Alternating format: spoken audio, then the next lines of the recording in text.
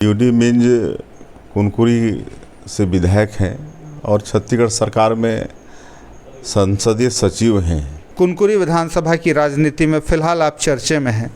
5 साल के विधायक हैं यूडी मिंज। उनके कार्यकाल को आप किस रूप में देखते हैं? विकास विरोधी और कमीशन खोर विधायक के रूप में उनकी छवि आज कुनकुरी विधानसभा क्षेत्र में बनी है। कांग्रेस का हमेशा आरोप भी रहता है, उनका कहना है कि भाई विष्णुदेव साय 4 बार के सांसद रहे, विधायक रहे, लेकिन क्षेत्र के लिए उन्होंने क्या किया? स्थानीय स्तर पे उनका कोई काम नहीं दिखता, ऐसा आरोप लगाते हैं कांग्रेस। तो ऐसा क्या हुआ कि 2018 में कांग्रेस के यूडी में उनको बढ़त मिलती है और वे जीत कराते हैं और भाजपा पीछे चले जाती है? क्या कारण रहा? तो विष्णुदेव साय हैं, बहुत ही सहज सरल और सीधे स्वभाव के हैं। यूडी मिंज की तुलना में लोग काफ़ी सरल मानते हैं, आपको क्या लगता है? हमको तो मालूम है उनका पुलिस वेरिफिकेशन नहीं बना, इसलिए वो उनका सर्विस नहीं लगा। नहीं, सब सारा भाजपा का देन है। ये बताएं तो खाली कि विकास कहने से थोड़े होगा, लिस्ट जारी करें। जीवन में लगातार सफलता मिलते जाती है तो व्यक्ति निश्चित ही बुलंदियों तक पहुंचता है। आज एक ऐसे ही बुलंद जज्बे के साथ हम मौजूद हैं, चूँकि विषय है राजनीति का और मौका है, दस्तूर है आगामी विधानसभा चुनाव का। कभी छात्र जीवन से राजनीति शुरू करने वाले विष्णुदेव साय हमारे साथ हैं, जिनका राजनीतिक जीवन किसी राजनेता से कम नहीं रहा, बल्कि उनके जीवन में हमेशा राजयोग मिलता आया है। आपको मैं बताना चाहूँगा कि विष्णुदेव साय ने अपनी राजनीति छात्र जीवन से शुरू की, जिसके बाद वे पंच रहे, सरपंच रहे और इसके बाद विधायक, 2 बार के विधायक रहे, 4 बार सांसद का चुनाव उन्होंने जीता और उसके बाद प्रदेश की सियासत में प्रदेश के अध्यक्ष भी रहे। भारतीय जनता पार्टी ने इन्हें जो जिम्मेदारी दी, उसके बाद आज राष्ट्रीय कार्य समिति के सदस्य बनाए गए हैं। आपको मैं बताना चाहूँगा कि इस वक्त हम ग्राम बगिया में हैं और हमारे साथ मौजूद हैं विष्णुदेव साय जी। आइए समझते हैं कि आखिर यह जो आगामी आने वाला विधानसभा चुनाव है यह कैसा होने वाला है और वर्तमान जो यहाँ की राजनीति है कुनकुरी विधानसभा की, उसको लेकर उनका क्या मत है। सर, कुनकुरी विधानसभा की राजनीति में फ़िलहाल आप चर्चे में हैं। आने वाला समय जो है वह किस प्रकार का होगा और यहाँ की जो चुनावी राजनीति है, जो चुनावी समीकरण है, वो कैसा होगा? देखिए, 2018 विधानसभा चुनाव में कांग्रेस पार्टी एक लोक लुभावन जन घोषणा पत्र के माध्यम से सरकार में आई, जिसमें बड़े बड़े वादे इन्होंने छत्तीसगढ़ की जनता से किए। 36 वादे किए। कर्जा माफ़ी, रोज़गार, बेरोज़गारी भत्ता, अनियमित कर्मचारियों को नियमित करना, धान का बोनस आदि आदि 36 वादे इन्होंने किए और उसके झांसे में आकर छत्तीसगढ़ की जनता कांग्रेस को भारी जनादेश देकर सरकार में बैठाई। लेकिन आज अफसोस के साथ कहना पड़ता है कि 2 महीने बाद में चुनाव विधानसभा का है, लेकिन कांग्रेस पार्टी की सरकार एक भी वादा पूरा करने में सफल नहीं हुई है और सभी वर्गों में निराशा है, चाहे वो किसान हो, मजदूर हो, युवा हो, महिला हो, बेरोज़गार हो, सभी वर्गों को निराश करने का काम कांग्रेस पार्टी की सरकार ने किया है। और एक कहावत भी चरितार्थ हो गया है छत्तीसगढ़ में तो, कि छत्तीसगढ़ में ऐसा कोई सगा नहीं जिसको भूपेश बघेल ठगा नहीं।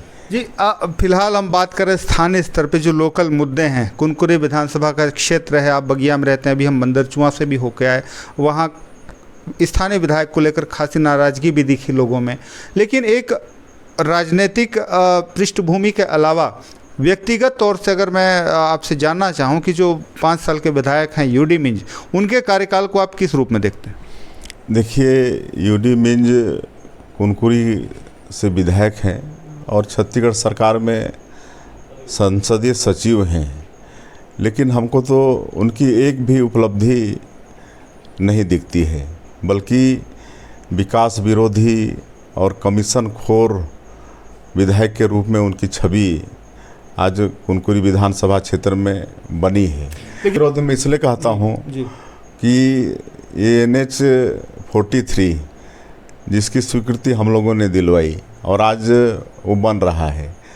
पहले लोरो घाट में कभी कोई बड़ी गाड़ी खराब हो गई तो लंबो कई किलोमीटर तक जाम होता था। तो उस समय एक दमेरा घाटी जो पुराना रास्ता था जी, चरीडांड से दमेरा, स्वर्गीय दिलीप सिंह दुदेव जी भी सांसद थे, हम भी सांसद थे जी। उनका सपना भी था एक कॉरिडोर बनाने का और पास भी कराए, पास भी हुआ, टेंडर भी हुआ, लेकिन कमीशन खोरी के चक्कर में आज वो काम बंद पड़ा है। इस तरह से अनेकों और भी काम हैं जो मतलब कमीशन खोरी के चक्कर में बंद पड़े हैं। लेकिन जब हमने बात की शिक्षा के क्षेत्र में तो उनका कहना था कि कृषि महाविद्यालय हमने कुनकुरी में लेके आया है, क्या मानते हैं? कृषि महाविद्यालय हम लोगों की देन है। ये उनका सौभाग्य कह लें कि उनके समय में वो मूर्त रूप ले रहा है, नहीं तो वास्तव में वो भारतीय जनता पार्टी की सरकार डॉक्टर रमन सिंह की वो देन है। इसके साथ ही स्वास्थ्य के बारे में बात करें तो जो 100 बेड का हॉस्पिटल है, इसके साथ ही पर्यटन के काफ़ी संभावनाएं, जो पर्यटन के प्रति उन्होंने कार्य किया है, ये सारी बातें भी मार्केट में है कि हाँ स्थानीय विधायक ने काम किया। क्या मानते हैं आप? नहीं, स्वास्थ्य में कहाँ काम इन्होंने किया है वो बताएं तो सही, कहने से थोड़े होता है। 100 बेड का हॉस्पिटल चाहे फरसा बहार हो, चाहे CSC का में अपग्रेडेशन हो, PSC को जो CSC बनाए हैं कांसाबेल, कुनकुरी, सब जगह, चाहे जिला हॉस्पिटल में जो हुआ है, ये सब सारा भाजपा का देन है। ये बताएं तो खाली कि विकास कहने से थोड़े होगा, लिस्ट जारी करें ना। वो 4.5 साल में शिक्षा के क्षेत्र में, स्वास्थ्य के क्षेत्र में, रोड के क्षेत्र में, बिजली के क्षेत्र में जो भी काम किए हैं वो सूची जारी करें, सार्वजनिक करें उसको। बिल्कुल सूची जारी करना चाहिए। लेकिन एक बात करें, यदि हम राजनीतिक परिदृश्य की कुनकुरी विधानसभा को लेके, लगातार 2008 में यहाँ से भाजपा के विधायक हुए भरत साय, इसके बाद रोहित साय 2013 में विधायक हुए। 2 कार्यकाल कांग्रेस को जो आंकड़ों की बात करें तो लगभग 50,000 के अंदर कांग्रेस सिमट के रह गई।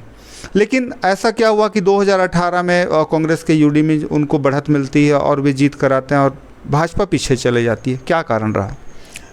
देखिए, पिछले समय लगातार 15 वर्षों तक भारतीय जनता पार्टी की सरकार थी। थोड़ी सरकार के प्रति एंटी इनकम्बेंस भी था, और जो कांग्रेस का लोक लुभावन 36 वादों का जन घोषणा पत्र में जो इन्होंने बड़े बड़े वादे किए, उसके झांसे में छत्तीसगढ़ की जनता आ गई और कांग्रेस को जिताई। और छोटे छोटे पिद्दी लोग मतलब बड़े बड़े वोटों से जीते, लेकिन ये तो मुश्किल से 4,000 से जीते। तो अब क्या स्थिति बनेगी? कांग्रेस के ये BJP के जो परंपरागत वोटर्स हैं वो क्या यथावत बने रहेंगे, क्या लगता है? बिल्कुल बिल्कुल, इस समय भारतीय जनता पार्टी भारी मतों से कुनकुरी विधानसभा जीतने वाली है।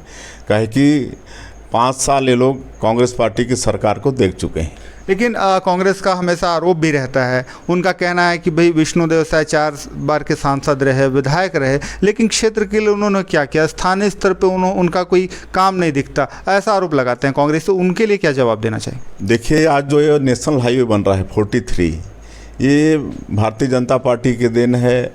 हमने इसको सेंक्शन कराया है 1600 करोड़ रुपये का। आज मतलब सांसद के नाते जितने भी पुल पुलियाँ हैं नदी नालों में, चाहे मैनी नदी का पुल हो, इब नदी का केछवाकानी वाला पुल हो, ये सब भारत सरकार में जब पहली बार आदिम जाति कल्याण मंत्रालय का गठन हुआ तो वहाँ से हम पैसा ले लेके सब पुल पुलिया को बनाए हैं।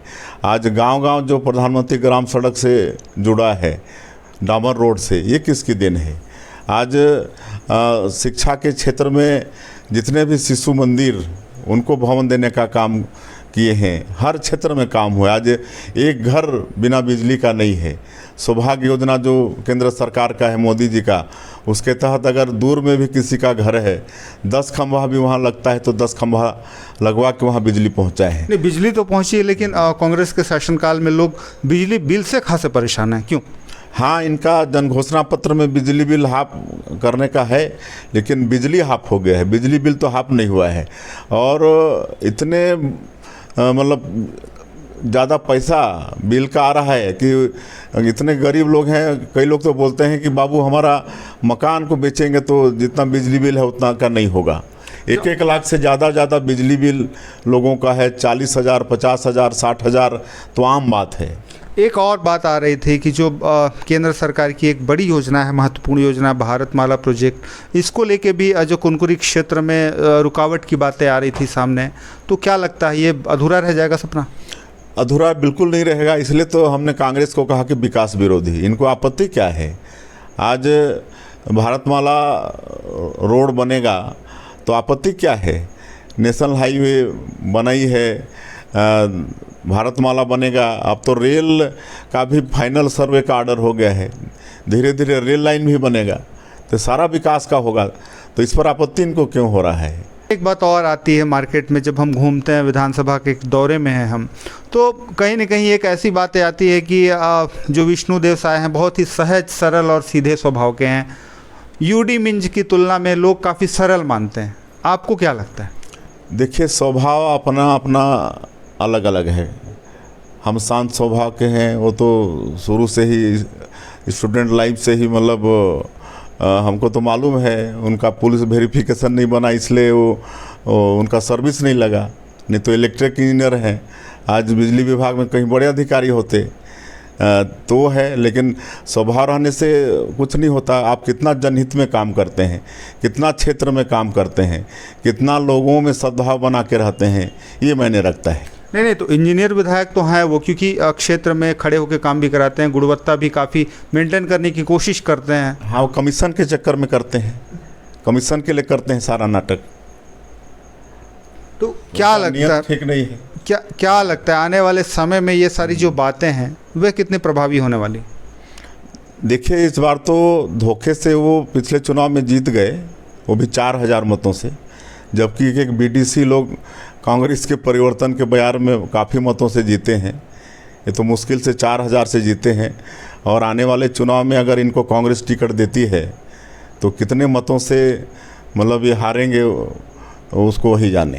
लेकिन एक जो सामाजिक समीकरण है, हम पहले और अब की तुलना में बात करें तो जो सामाजिक समीकरण बने हैं, कई सामाजिक समीकरण को इन्होंने तोड़ने का भी प्रयास किया है। पारा मोहल्ला टोला, इस तरीके से छोटे छोटे मोहल्लों में उनको विभक्त करने का भी प्रयास किया है। तो यह कितना सफल हो पाएगा? बिल्कुल सफल नहीं होगा। आज जनता उनकी वास्तविकता को जान चुकी है।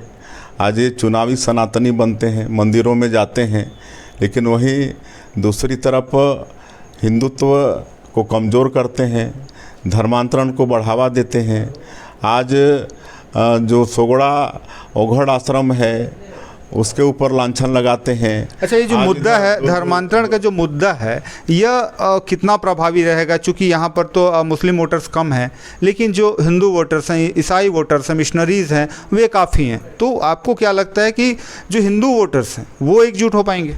जी बिल्कुल, हिंदू एकजुट हैं। और ये खाली मतलब ढोंगी सनातनी का वेश धरते हैं, और दूसरे तरफ इधर जन्माष्टमी मनाने से भी उनके गुंडे रोकते हैं। ऐसा भी बोला जाता है कि जो हिंदू यदि एकजुट होता है तो उसका लाभ भाजपा को मिलता है, कितना सही मान?